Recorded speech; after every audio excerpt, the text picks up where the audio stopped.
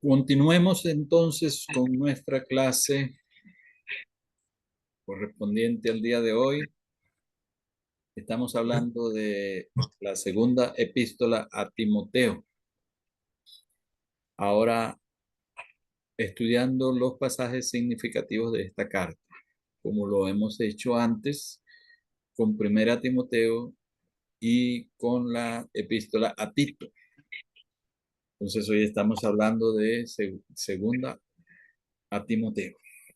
Una carta que tiene 4 capítulos y que ya hemos visto entonces al principio su estructura.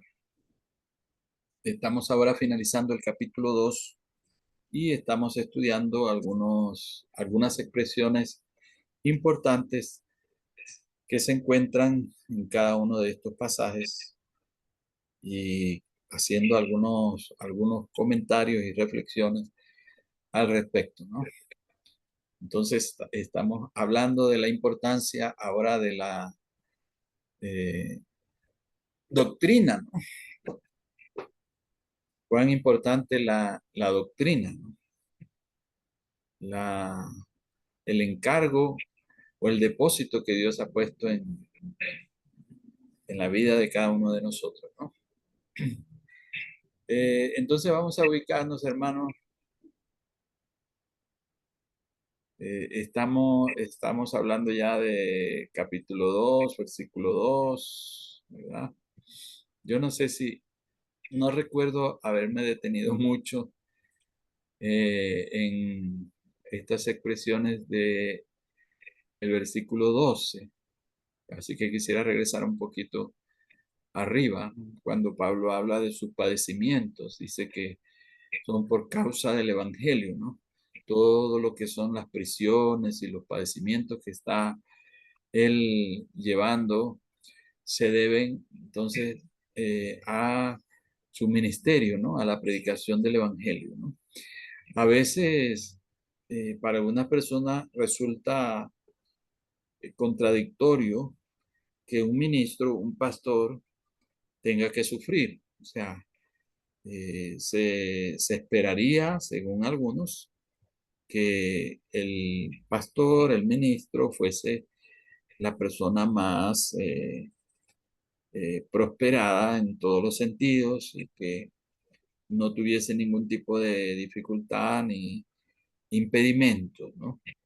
Así que, de acuerdo a algunas perspectivas doctrinales, se ve como que la persona o el pastor, el ministro, pudiera estar faltándole a Dios, pudiera estar en pecado y que todos sus sufrimientos, sus situaciones difíciles se deben a la corrección o a la disciplina de parte del Señor. Pero no es así, hermanos. Bíblicamente, de acuerdo a lo que se nos enseña, ¿no? También acá en las epístolas pastorales, el ministro, el siervo de Dios, también es una persona que puede sufrir, no puede enfrentar padecimientos. Y es algo normal, ¿no? Corresponde a situaciones de vida que son normales para todos los seres humanos, pero en cuanto al ministro, su vocación, ¿verdad? Su dedicación a la obra de Dios muchas veces requiere sacrificio, ¿no? Abnegación y en algunos contextos, como hablábamos, hasta padecer persecuciones y sabemos que en la historia cristiana muchos de nuestros consiervos han padecido en gran manera y han sido también martirizados desde los días primitivos, ¿no? Así que en el caso de Pablo, cuando Dios llamó a Pablo, le anunció que le vendrían muchos padecimientos, ¿no? Muchas dificultades, muchos sufrimientos por causa del Evangelio, ¿no? Por el ministerio que iba a llevar adelante. Así que Pablo tuvo que asumir con entereza, con buena disposición, ¿verdad? El enfrentarse a todas aquellas situaciones, pero siempre de la mano del Señor, ¿no? Considerando que Dios era siempre su sostén, ¿no? Su fortaleza en medio de tales sufrimientos. Entonces, en esta carta también exhorta a Timoteo, ¿verdad? Que también esté preparado para enfrentar los padecimientos, ¿no? Las situaciones de la vida. Pero noten esta frase en el versículo 12, dice Pablo que todas esas cosas él las padecía con gusto, con buen ánimo, porque él sabía en quién había creído, ¿no? Entonces aquí el énfasis de Pablo estaba en su relación con Dios, en su relación con Cristo, y no tanto en las circunstancias, ¿no? En el problema. No ponía sus ojos en las circunstancias, en el problema, sino en el galardón que le esperaba, ¿no? Y en su responsabilidad delante del Señor, a quien tenía que darle cuenta por su ministerio, ¿no? Por eso dijo en una oportunidad, ay de mí si no predico el Evangelio, ¿no? Ay de mí si no predico el Evangelio. Porque Dios le iba a demandar ese encargo que le había puesto en sus manos. Así que podemos entender la urgencia, podemos entender la dedicación, podemos entender el sacrificio del apóstol Pablo, porque sabía que un día se iba a presentar delante del tribunal de Cristo y iba a tener que rendir cuenta, dar cuenta, como también lo tendremos que hacer cada uno de nosotros, ¿verdad? Así que siempre tenemos que estarnos examinando, hermanos, cómo estamos llevando adelante el ministerio que Dios nos encomendó.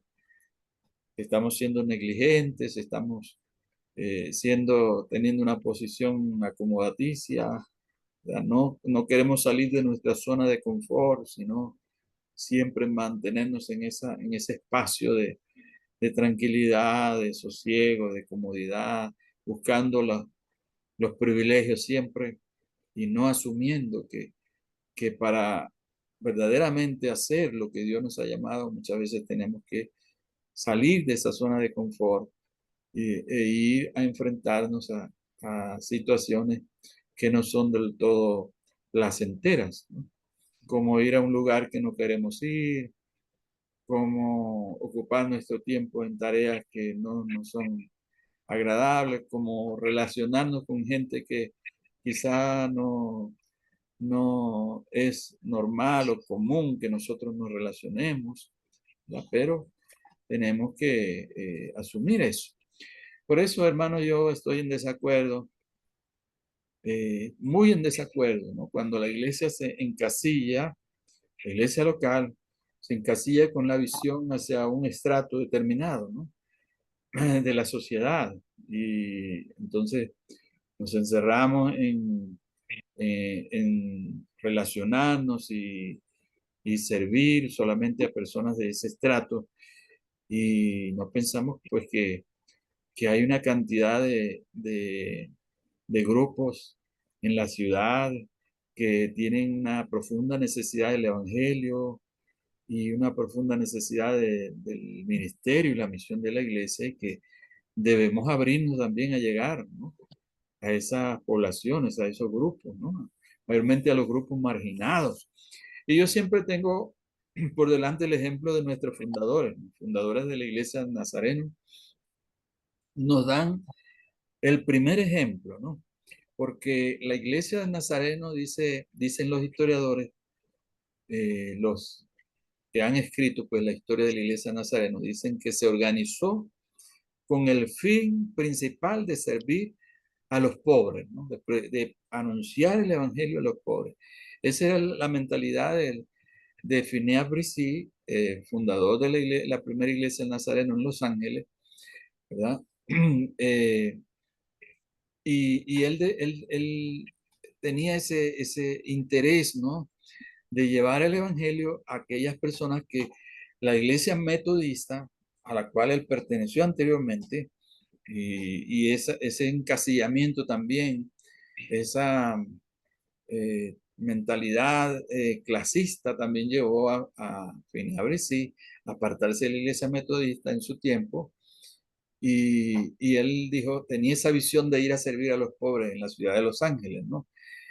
Y bueno, tan fuerte era esa visión que el doctor Bresee y con sus compañeros de ministerio, fundadores de la iglesia Nazareno, invirtieron los fondos que tenían ahorrados para su jubilación, cada uno de ellos, lo invirtieron en la obra misionera, ¿no? En la obra social, en llevar el alimento, en llevar el vestido a los grupos necesitados, ¿no?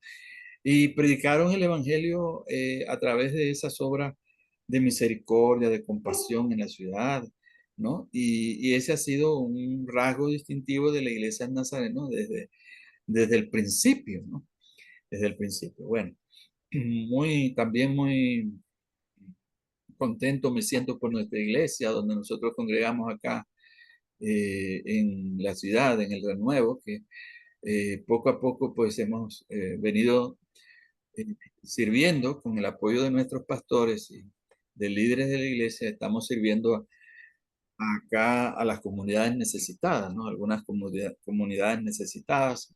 Estamos, también hemos compartido alimentos, hemos compartido ropa y hemos llevado la escritura también, Biblias hemos compartido también, compartido el Evangelio con la gente necesitada, ¿no? Gente pobre en algunos barrios acá en la ciudad.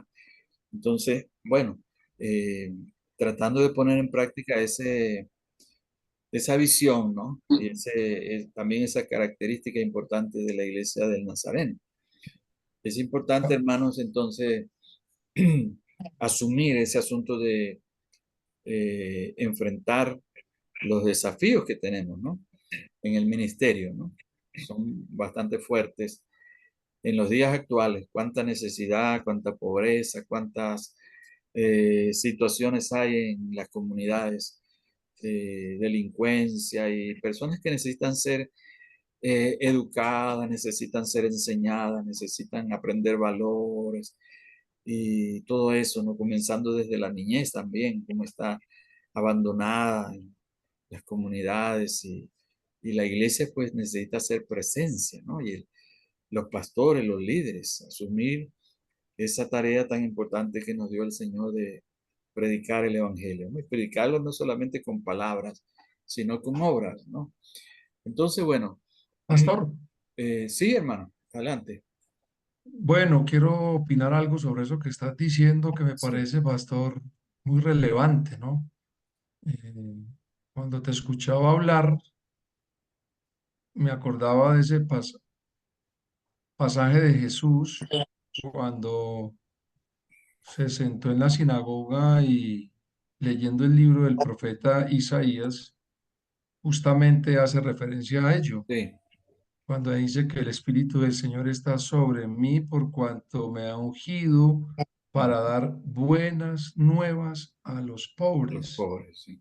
¿Ya? Yo pienso que ahí tiene que debemos estar sintonizados porque eh, hay corrientes modernas o contemporáneas en donde la incitación o la motivación es llegar, como usted mismo lo dice, a ciertos sectores, pero la palabra es muy clara y eso lo tenía claro el profeta Isaías y Jesús lo ratifica cuando dice traer buenas nuevas a los pobres, Ujú, a sanar a los quebrantados de corazón, a pregonar la libertad a los cautivos, pero no solamente una cautividad física, sino una cautividad de claro. pecado, etcétera, etcétera. Vista a los ciegos, los que no han podido entender, no han podido conocer la verdad, libertad a los oprimidos y a predicar el año agradable. Entonces, en esto, pues, yo creo que la palabra por sí sola nos confronta, ¿no? Nos confronta y nos debe motivar y nos debe inspirar e instar a entender del llamado que tenemos. Ujú, Yo insisto, Pablo está hablando desde la cárcel, pero la cárcel no es una limitante para él. Para predicar el evangelio, para predicarle a sus discípulos, ¿Por qué? Porque entiende y tiene claro y también es pues como la motivación y el deseo que seguramente cada uno de nosotros tenemos es de entender la misión que Dios nos encomienda. El predicar el Evangelio no es un asunto fácil. Y claro, y es muy fácil decir, el Señor me envió a las naciones y arranco para Estados Unidos o arranco para Europa, ¿no? Pero nos olvidamos de que en nuestra propia ciudad, Medellín, Bogotá, Cali, en la ciudad donde está cada uno de nuestros hermanos, hay gente que necesita que el evangelio de las buenas nuevas les sea predicado, ¿cierto? Y a veces ponemos la mirada es con otras motivaciones en otros lugares, y por eso a veces las cosas no nos resultan como lo deseamos nosotros, porque a lo mejor no estamos dentro del propósito del Señor. Sí, Amén. así es, pastor. Muchas gracias, pastor, por su aporte. Excelente. Sí, hermanos, bueno, estoy acordando de una jovencita en estos días que ha sido una de mis estudiantes en algunos cursos. Y entonces ella me dijo que quiere ser misionera, ¿no? Este, y me estaba pidiendo orientación y todo eso. Pero ella me dijo que quiere ser misionera, pero en los Estados Unidos. Ahora que me encontré, me escucho al pastor Pablo, me acordé de ella, yo le dije, bueno, que eso no es así, hermana. Uno en la iglesia nazarena que aspira a ser misionero, bueno, primero tiene que pasar por un entrenamiento y para confirmar el llamado y todo eso. Y luego la iglesia lo asigna, ¿no? Para algún lugar que, bueno, considera la iglesia, la denominación que es adecuado de acuerdo a los estudios que se han hecho, ¿no? Que le han hecho a la persona y ven dónde puede ser de mayor utilidad, ¿no? Pero en realidad uno no puede escoger el lugar a donde va, ¿no? Porque humanamente uno tendería a buscar su preferencia, de acuerdo a su preferencia, ¿no? Entonces, es igual nosotros, hermanos. Hay cosas que no nos gustan hacer y hay tareas que son bastante difíciles en el pastorado y algunos por nuestro temperamento, por nuestro carácter, a veces se nos dificultan algunos deberes pastorales, ¿no? Se nos dificultan hacer, pero tenemos que ir aprendiendo, ir mejorando, capacitándonos cada vez más, ¿no? También en lo personal, cosas que tenemos que mejorar y superar en nuestra parte comunicativa, en tantos aspectos, ¿no? Que necesitamos nosotros mejorar. Por ejemplo, yo no he sido dado mucho a, a ser muy conversador así, ¿no? En lo personal, ¿no? Este, pero bueno, poco a poco he ido tratando de superar el asunto, porque tal vez es parte de mi trasfondo familiar, porque yo fui hijo único, criado hijo único hasta, bueno, hasta los tiempos de mi juventud, cuando mis padres adoptaron una niña, que es mi otra hermana, pero fui criado hijo único, así que de la parte comunicativa tal vez se me dificultó mucho, ¿no? Pero poco a poco he ido tratando de mejorar, ¿no? Este, y así como en algunos otros aspectos, ¿no? Ir mejorando porque Dios nos llama a tareas que tal vez no se nos faciliten naturalmente, ¿no? Pero sí Él nos da los recursos para poder llevarlas adelante, ¿no? Cuando Dios nos llama, Él también nos capacita y nos entrega las herramientas necesarias para poder realizar nuestras tareas, ¿no? Que Él nos ha asignado. Entonces, algunos dicen que Timoteo era una persona de carácter tímido, que era tal vez no tenía mucha fortaleza de carácter, mucha fuerza en su carácter, y por eso Pablo le anima con alguna de estas expresiones, ¿no? Y también vemos el versículo 3 del capítulo 2 dice, tú pues sufre penalidades, ¿no? Como buen soldado de Jesucristo. Eso también es muy importante que somos soldados, ¿no? Somos soldados. Cuando somos llamados al ministerio, cuando asumimos un llamado, tenemos que considerarnos como entramos a una milicia, ¿no? Entonces, ya no nos mandamos a nosotros mismos, sino que debemos estar dispuestos a lo que el Señor quiere de nosotros, a donde el Señor quiere llevarnos, qué quiere hacer con nosotros. Por eso siempre buscamos la dirección del Señor en oración para cada decisión, para cada proyecto que vamos a realizar como pastores, hacia dónde queremos conducir a la iglesia. Siempre buscamos esa dirección de parte de Dios para que no sean nuestros gustos, nuestras preferencias, nuestros intereses, sino siempre esté por delante el propósito del Señor. Quiero avanzar, hermanos. Un poquito se nos va el tiempo rápido. Y quiero terminar este capítulo 2 para que miremos algunas preguntas importantes que nos van a ayudar a reflexionar, ¿no? Mire, el versículo 12 de este capítulo 2 dice, el apóstol Pablo dice, si sufrimos, ¿no? También reinaremos con él. Si le negaremos, él también nos negará, ¿no? Esto, como está aquí por lo menos en la Reina Valera, está así manera como de una estrofa con versos así poéticos. Esto indica más o menos que formaba parte de un himno, ¿no? O de un cántico, este, primitivo. Entonces dice, si sufrimos, también reinaremos con él. Si le negaremos, él también nos negará, ¿no? Entonces ahí queda, pongo unas interrogantes ahí porque ya vamos a reflexionar, ¿no? En el significado de esta frase, ¿no? Si le negáremos, él también nos negará, dice acá, ¿no?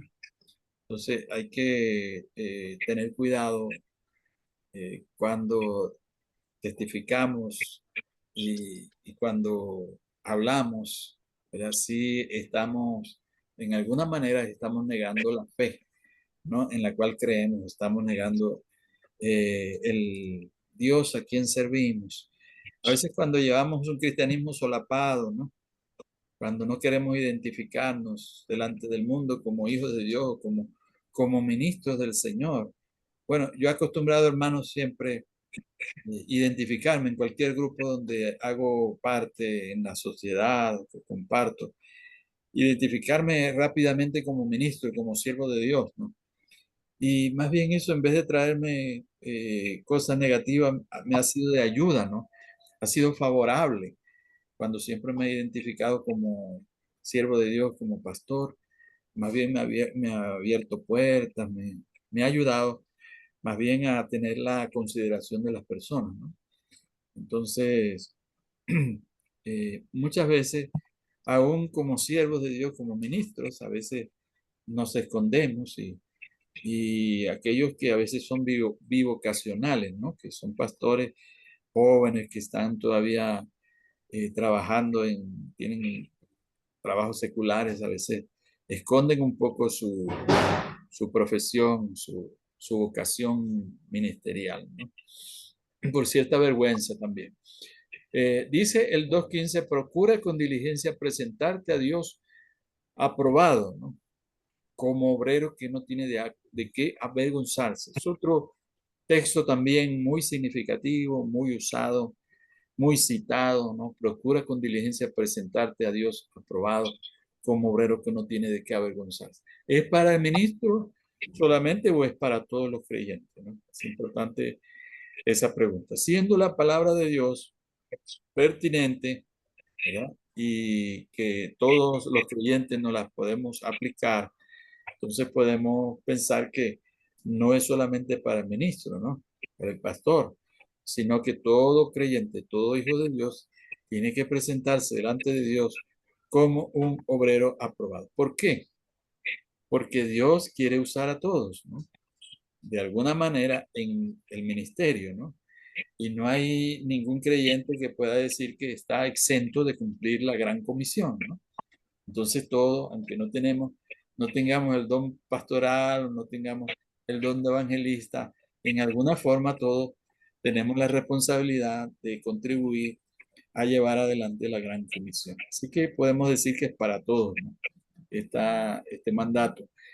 Y él habla de unos personajes a Timoteo, allí en el 2:18, habla de algunos personajes que se desviaron de la verdad, ¿verdad?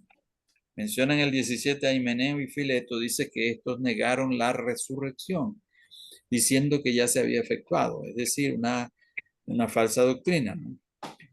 Aquí se está hablando de la resurrección final, ¿no? Que es, diríamos, la resurrección escatológica, ¿no? Cuando Pablo habla a los tesalonicenses y dice, traerá Dios con Jesús a los que durmieron en él. ¿Sí? Ahí la escritura nos habla de una resurrección, ¿no? Claro, tiene el asunto es profundo, hay que estudiarlo muy bien, pero estos personajes maestros decían que ya la resurrección se había efectuado, que no iba a haber una resurrección final, entonces habían caído en una falsa doctrina, en una herejía, y eran de condenar, ¿no? Esto por que se iban a las especulaciones, ¿no? Y no se guiaban entonces por las enseñanzas primero de nuestro Señor Jesucristo y lo que nos enseñan el resto de las escrituras. Y luego en el 2:19 dice que habla del fundamento de Dios, que es, primero, conoce el Señor a los que son suyos y apártese de iniquidad todo aquel que invoca el nombre de Cristo. ¿Eh? Entonces habla del conocimiento de Dios, de los que son suyos, ¿verdad? De los que le sirven y el requisito de Dios, ¿no? Apártese de iniquidad todo aquel que invoca el nombre de Cristo, porque servimos a un Dios santo, ¿no? Al Dios santo. Y Él exige de sus hijos que vivamos en santidad, ¿no? Como dice Primera de Pedro, capítulo 1, versos 16 y 17, donde habla donde dice, sé santo porque yo soy santo, ¿no? Dice el Señor. Entonces, bueno, es también el mensaje de santidad, el llamado a la santidad en las epístolas pastorales, en este caso, la santidad del líder, ¿no? Del ministro, porque algunos de estos falsos maestros estaban viviendo no precisamente una vida santa, ¿no? Sino, bueno, ha hablado también cuando estudiamos en Tito, también hablaba del carácter de estas personas. Y aquí en los capítulos siguientes, en el capítulo 3 él va a hablar del carácter de los hombres en los postreros días, ¿no? También para hacer un poco de referencia a cómo estaban viviendo estas personas que habían caído en falsas doctrinas y que ahora estaban viviendo apartados de la santidad cristiana. Voy entonces a las preguntas, hermanos, para que tratemos de invertir en ellas unos 15 minutos más y ya ir terminando la clase. Dice, son preguntas para discusión y para reflexionar un poquito, así que si algunos de ustedes desean participar, por favor, pueden hacerlo. Dice, ¿cuál es el propósito básico del pastor, no? A la luz de lo que hemos estudiado hasta ahora en las epístolas pastorales, ¿no?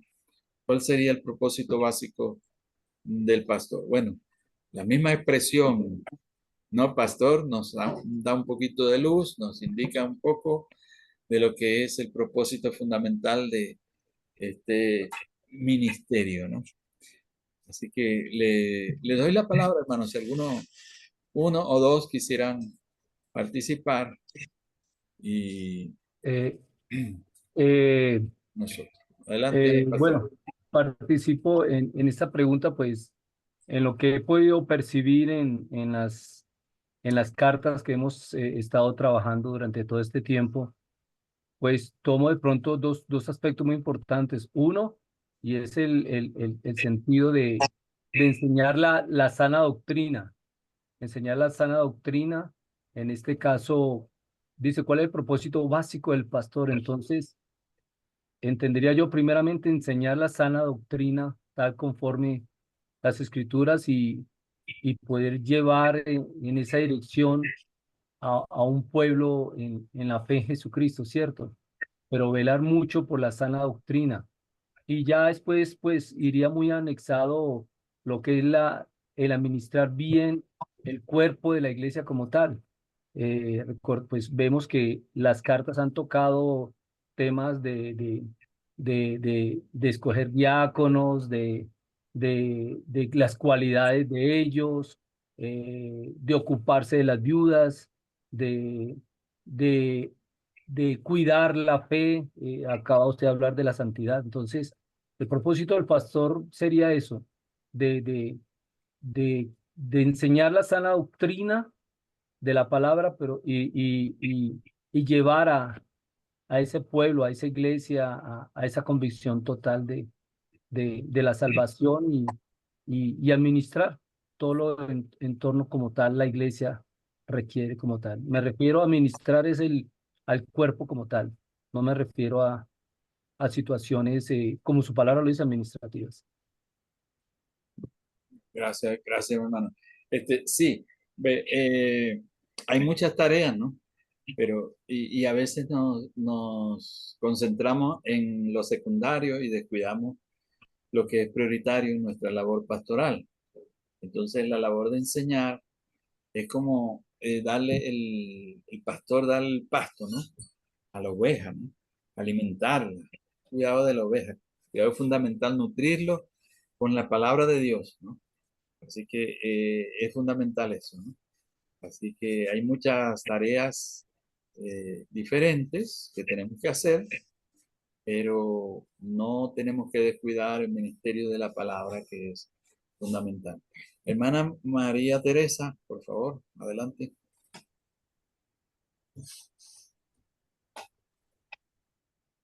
Sí, señor, pues aquí complementando un poco sobre la pregunta de cuál es el propósito básico del pastor según las epístolas pastorales que hemos estado estudiando. Y bueno, realmente el propósito es guiar y cuidar a la congregación, enseñando siempre y defendiendo la sana doctrina, como decía ahorita el pastor que estaba interviniendo, corrigiendo el error, pero también equipando a los creyentes para vivir esas vidas piadosas y servir a Dios de manera efectiva. Esto es muy, muy importante tenerlo en cuenta. Estas epístolas a nosotros nos han ofrecido y nos siguen ofreciendo unas instrucciones muy específicas sobre el liderazgo y sobre la administración de la iglesia, ¿sí? Y así como también el carácter y todas las cualidades que deben tener los líderes cristianos. Son unas grandes enseñanzas realmente para que apliquemos y para que cuidemos a la iglesia, que es la iglesia del Señor.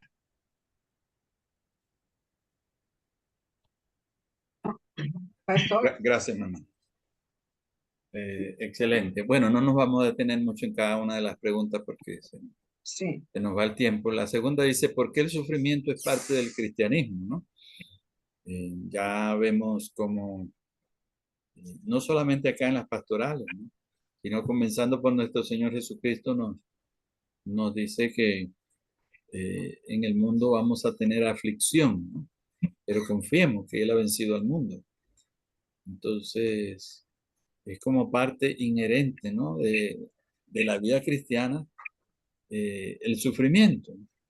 Vamos a pasar, como todas las personas, por las mismas situaciones, ¿no? Pero en algunos casos, al cristiano se le hace aún más dura la vida, ¿no? Por causa de las persecuciones, por causa de la oposición, algunos en la misma familia, donde los miembros de la familia no son creyentes y hay también a veces esa presión, ¿no? Hacia el creyente. Entonces, el sufrimiento es parte, ¿no? de nuestra vida, debemos asumirlo y debemos pedirle a Dios la fortaleza, también la comprensión para entender nuestras situaciones difíciles y echar mano del Consolador, ¿no? Precisamente dice, no los dejaré huérfanos, dijo el Señor, sino que les daré otro Consolador, ¿no? Es una labor distintiva del Espíritu Santo, el consolarnos, ¿no? Entonces, Pablo es un ejemplo, ¿no? Después de nuestro Señor Jesucristo, es un ejemplo de sufrimiento y también de cómo Él nos enseña que pasamos por tribulaciones, por situaciones para poder consolar a otros, ¿no? Para poder aprender a consolar a otros con lo que nosotros hemos pasado. Así que no debemos rechazar el sufrimiento, ni pedirle al Señor, como a veces pedimos, ¿no? Que todo nos salga bien, que las cosas, sino más bien pedirle sabiduría para cuando se nos presenten las dificultades, las situaciones, saber cómo enfrentarlas con su ayuda y seguir adelante, ¿no? Perseverar con todos los recursos que Él nos ha dado, ¿no? Así que nosotros podemos ser un ejemplo más bien de fortaleza, de perseverancia, de paciencia. Por eso tenemos el fruto del Espíritu Santo que incluye la paciencia, ¿no? Como una herramienta muy importante para nosotros enfrentarnos a la vida. Así que, bueno, esta pregunta la respondo yo mismo. Ahora quiero pasar adelante a la siguiente. Y en esta sí quisiera que alguno pueda opinar, porque se refiere acá a la resurrección como una doctrina muy importante. ¿Por qué es la resurrección tan importante para la fe cristiana? Marcelo, ¿de esta pregunta o de la anterior? De esta pregunta, la Ajá, resurrección, sí, ya. claro. Pienso que la resurrección en sí mismo abarca una gran relevancia para los que profesamos la fe y tenemos la esperanza en Jesús. Si no hubiese habido resurrección, creo que tampoco estuviéramos esperando eh, en una salvación que Dios nos Ajá, ha prometido. Entonces Jesucristo vino a demostrarnos que, que Él tenía la potestad sobre la vida y la muerte. Y es justamente su evangelio, todas las buenas nuevas que Él vino a darnos, justamente era de eso, ¿no? De que después que hayamos pasado esta prueba, pues Dios nos iba a llevar juntamente con Él en la resurrección. Entonces, por eso es muy importante para nosotros la resurrección, porque Jesucristo, con ejemplo, resucitó y por lo cual creemos en esa resurrección que también hará con nosotros. excelente, hermano. Sí, bueno, Pastor. Pablo trata el tema de la resurrección también en 1 Corintios 15, Sí, ¿no? Parece que se presentaron en los tiempos primitivos muchas falsas enseñanzas con respecto a la resurrección y algunos negaban la resurrección. Entonces, dice que si no hay resurrección, vana es nuestra fe, ¿no? Dice el apóstol.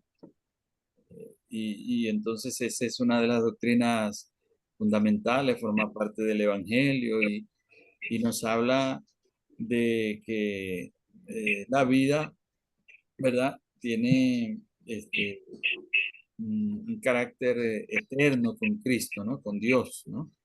Entonces terminamos nuestros días aquí en la tierra, pero tenemos la confianza de que también vamos a tener una vida eterna, ¿no? Y pastor. dice que Cristo es primicia de los que durmieron, ¿no? Entonces, así como Cristo vivió de nuevo, ¿no? Venció la muerte, también nosotros, los creyentes, vamos a vencer sobre la muerte y se nos ha prometido entonces una vida eterna. Los detalles de la resurrección, ya eso es diferente, ¿no? Porque bueno, cuando Pablo habla a los tesalonicenses y menciona la segunda venida de Cristo, dice que Cristo traerá con él a los que durmieron en él. Entonces se entiende la resurrección, ¿verdad? Como ya estar en la nueva vida, ¿no? La vida celestial con Cristo Jesús. Y quizás no literalmente que al final de los tiempos las tumbas se van a abrir y se van a levantar los muertos, porque sabemos que es un cuerpo diferente, ¿no? Como Pablo habla ahí en 1 Corintios 15, dice que se siembra cuerpo terrenal y resucitará cuerpo celestial, ¿no? Y dice que es una necedad pensar que el cuerpo de la resurrección es el mismo cuerpo que fue muerto, ¿no? Entonces, bueno, hay un misterio en el caso de esta doctrina, pero tenemos que cotejar un pasaje con otro, estudiar el tema a la luz de toda la escritura, y lo que podemos rescatar principalmente es que cuando se nos habla de resurrección, es que la vida del creyente no termina en la tumba, ¿no? Sino que vamos a tener vida eterna con Cristo Jesús. Y también Pablo dice que los que mueren en Cristo inmediatamente van a estar en la presencia del Señor, ¿no? Dice, sabemos que si este tabernáculo terrestre se deshiciere, hablando del cuerpo, tenemos en los cielos un edificio no hecho de manos, ¿no? Entonces, compara este cuerpo terrenal como si fuese un rancho. En Venezuela decimos rancho a las construcciones así de latón, de madera, ¿no? De materiales así eh, pobres, diríamos, ¿no? No son de bloque, de cemento, ¿no? El rancho es pues, También, lo que se hace con, así, con esos desechos, ¿no? Y cuando Pablo habla del tabernáculo, este tabernáculo, si se deshiciera, está hablando de precisamente de una construcción así rudimentaria, ¿no? Comparándolo, dice, tenemos en los cielos un edificio, ¿no? No hecho de manos, hablando del cuerpo celestial. Entonces, podríamos hablar de la resurrección como esa vida, ¿verdad? Esa nueva vida en un cuerpo celestial semejante al cuerpo del Señor Jesús, ¿no? En cuanto a sus cualidades, sus poderes y sus perfecciones, ¿no? Bueno, hermanos, son temas que son dignos de estudiar y también enseñar a la iglesia, a la congregación acerca de ello, ¿no? Pero la resurrección sí era una doctrina muy importante para los apóstoles, para los primeros cristianos, y tiene que seguir siendo para nosotros, ¿no? También hoy en día. Y es una doctrina, una enseñanza muy importante para la evangelización también, ¿no? ¿Cuántas veces aprovechamos en una situación de un fallecimiento, de que un miembro de la iglesia pierde a un ser querido para poder hablar de esa verdad y de esa promesa tan importante de la resurrección, ¿no? Y muchos se han convertido al Señor escuchando esta preciosa doctrina de la resurrección y la vida eterna.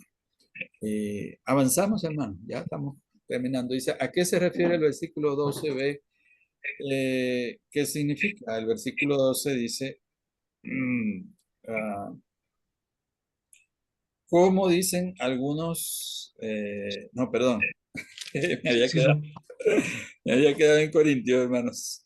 Tengo la Biblia aquí abierta en Corintios. Segunda Timoteo, perdón, versículo 12b. Si le negaremos, él también nos negará, a lo que yo le estaba hablando al principio. ¿Qué creen ustedes que significa esto, no? Si le negaremos, él también nos negará. Hablando del contexto ahí en el pasaje, ¿no? Dice, por tanto, todo lo soporto por amor a los escogidos, ¿no? Entonces, eh, prácticamente el confesar a Cristo, ¿no? Y el ser fieles a Cristo es también asumir el sufrimiento, ¿no? Y las luchas que se nos presentan en la vida. Si alguien más quisiera aportar algo, pues le doy la oportunidad, porque ya estamos casi concluyendo la clase. Ahora, pastor, ahora les comparto la presentación completa con los otros temas. Adelante, hermano. Pastor, pues no, estoy leyendo como en contexto esos dos, tres versículos, de alguna manera, pues dice, si somos muertos con Él, viviremos con Él.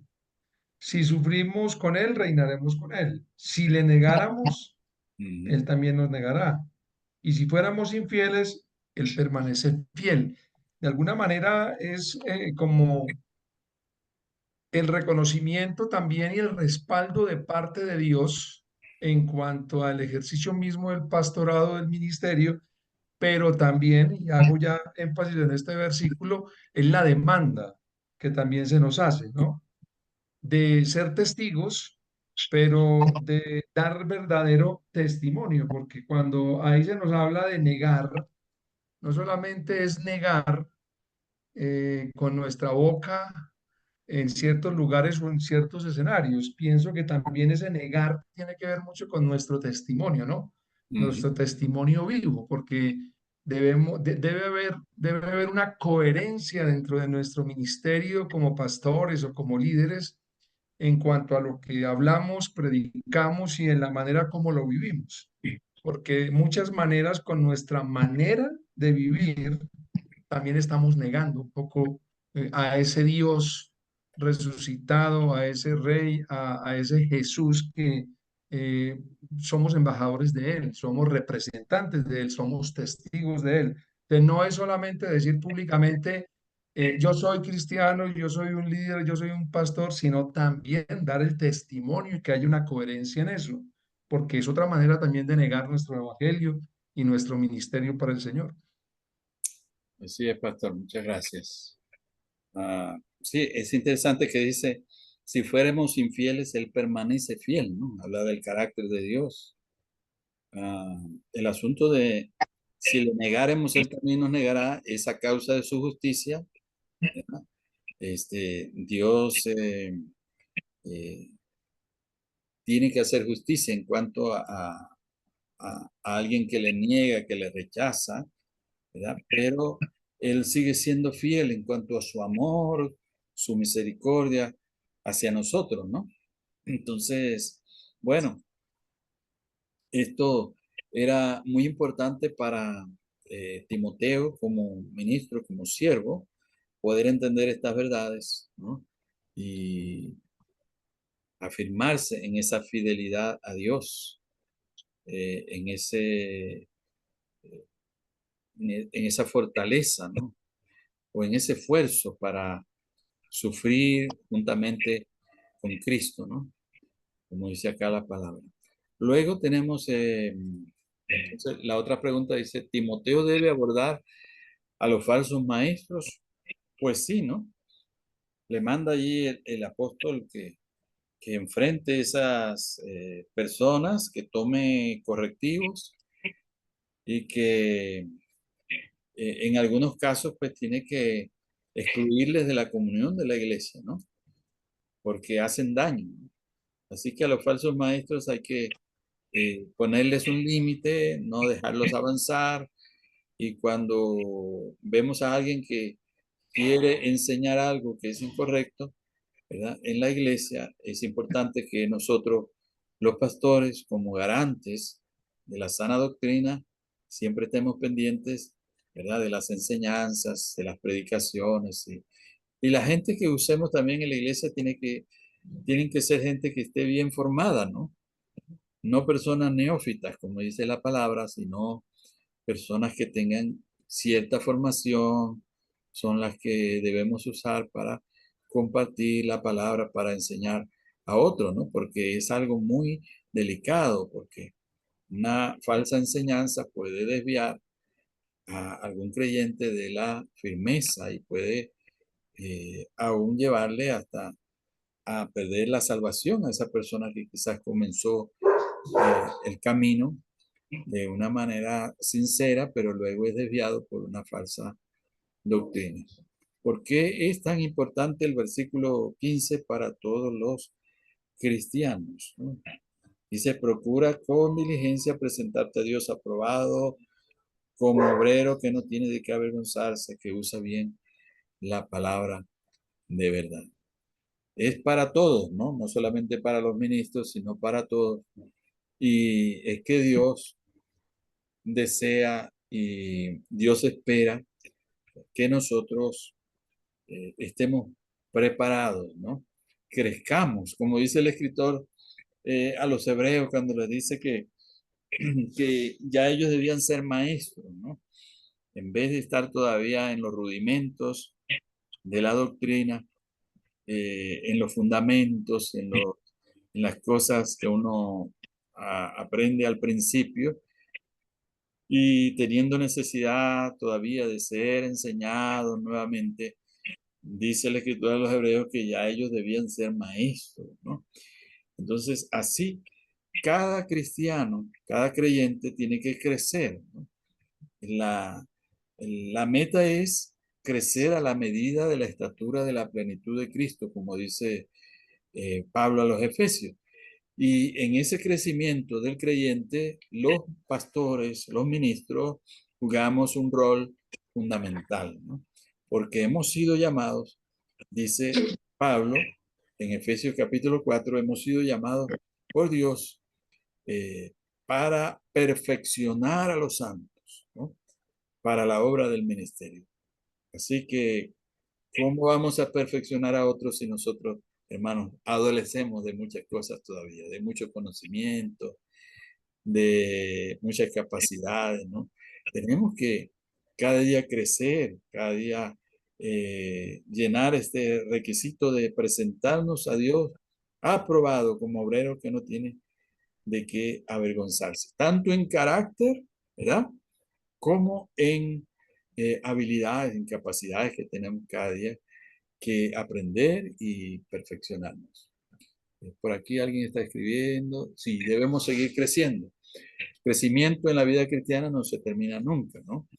Y tampoco el mejoramiento del ministerio tampoco se termina. Cada día seguimos aprendiendo más. Y depende de nuestro interés también de ser cada día ministros más capacitados, ¿no? Por supuesto. Gracias, mis hermanos. Bueno, vamos a llegar hasta aquí. Y gracias por sus comentarios. También los estoy leyendo aquí en el chat. Gracias por participar. Eso enriquece Pastor, la clase. Yo sé que a algunos se les dificultará tal vez por problemas de conexión, de poca señal, pero les agradezco a todos su participación. Sí, hermano, adelante. pastor, disculpe que le consulte. En Timoteo, creo que segundo Timoteo sale que la persona que la Biblia es, a ver, ¿cómo es que dice? Es viva y eficaz, más corta. No, eso no es. Toda la escritura es inspirada por Dios y útil para redarguir a toda criatura, a toda persona, ¿no? Sí. Cuando se refiere a eso, o sea, la pregunta es, en ese momento, ¿qué escritura tenían ellos? ¿A qué se referían? ¿A qué se refería ese versículo? Eh, ¿Qué tenía Pablo en ese momento en sus manos como para sí, decir? no, yo pienso que no se refiere solamente a la escritura, a las escrituras hebreas. Sabemos que los primeros cristianos usaban la versión de la Septuaginta, era su Biblia, ¿no? Pero y ya sabemos que en ese punto ya corrían las cartas con cierta autoridad, ¿no? También los evangelios ya habían sido recibidos por la iglesia. Y recuerden cuando Pedro hace mención de las cartas de Pablo, ¿no? Y dice que, porque las cartas ya eran conservadas, ¿no? Estas cartas que enviaban los apóstoles eran conservadas por las iglesias como escritos con autoridad y eran leídas públicamente. Entonces, ya en ese punto, aunque no había un canon completo, ¿no?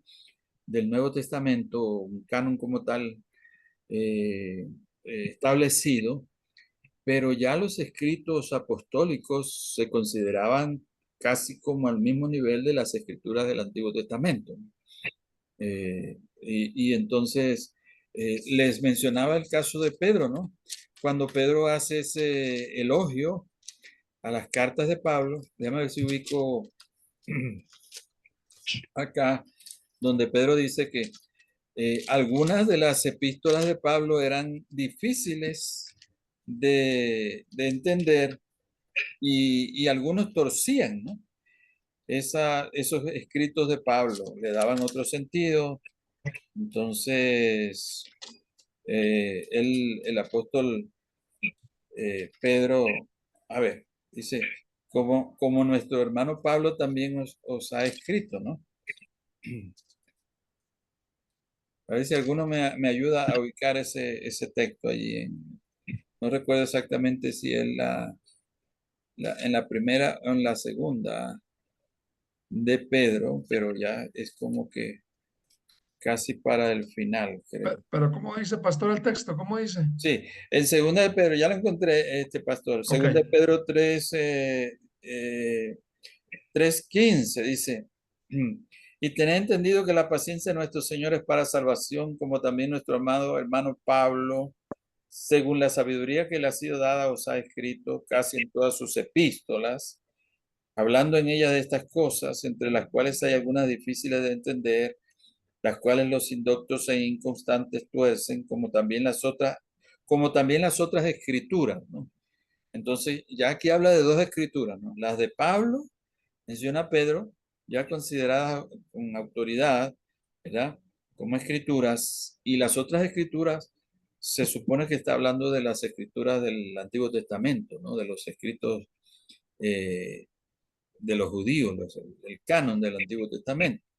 Entonces se puede decir que ya cuando dice toda la escritura es inspirada por Dios, entonces ya se pudieran incluir los escritos cristianos, aunque no estamos en la mente de Pablo para saber exactamente a qué se refería. Quizás él se refería exclusivamente a los escritos del Antiguo Testamento, ¿verdad? Y que la iglesia lo usaba, ¿no? Porque son los que ellos citan, los apóstoles, en sus escritos, en sus epístolas, y que se citan también en el Evangelio, los escritos del Antiguo Testamento, ¿no? Porque es la historia de la salvación, la historia de la revelación, en fin. No podemos llegar a decir algo definitivo, ¿no? Sino que en estos casos siempre la opinión que tenemos es que es probable, ¿no? Yo pienso que es probable que en el pensamiento de Pablo quizá no piense en sus propios escritos ni en los demás apóstoles, sino exclusivamente en lo del Antiguo Testamento, ¿no? Pero también es posible, ¿ah?, que se puedan incluir ya entonces como escrituras, ¿no? Y se puedan considerar en el significado de ese versículo. Para nosotros hoy, por supuesto, sí, ¿no? Ya significa toda la escritura, ¿no? Los 66 libros que tenemos de la Biblia. Pero para los creyentes primitivos quizás no era tan abarcativo, tan amplio esa expresión que usó el apóstol Pablo para incluir a los escritos cristianos, aunque algunos sí ya los consideraban como escritos inspirados por Dios, por la relevancia del autor, por la autoridad apostólica, ya los consideraban como escrituras inspiradas por Dios. Bueno, mis hermanos, gracias por la pregunta. Mire, son preguntas interesantes, ¿no? Nos ayudan Sí, gracias. a aclarar un poquito los temas. Gracias, Gracias, pastor. hermanos. Entonces nos vemos en nuestra próxima clase el jueves, Dios mediante, ¿no? Continuamos. Nos falta un poquito de esta epístola. Y luego entonces avanzamos a los otros temas de nuestra programación de las clases. No se olviden de ir trabajando con sus tareas para que no les agarre el final del curso sin haber hecho ninguna de sus asignaciones. Dios les bendiga, hermano. Oramos unos por otros. Bendiciones. Dios les bendiga. Dios les bendiga a todos. Que Buenas noches, Dios los bendiga. Feliz Buenas noche. noches. Feliz noche para Noche. todos. Bendiciones. Bendiciones, mis hermanos.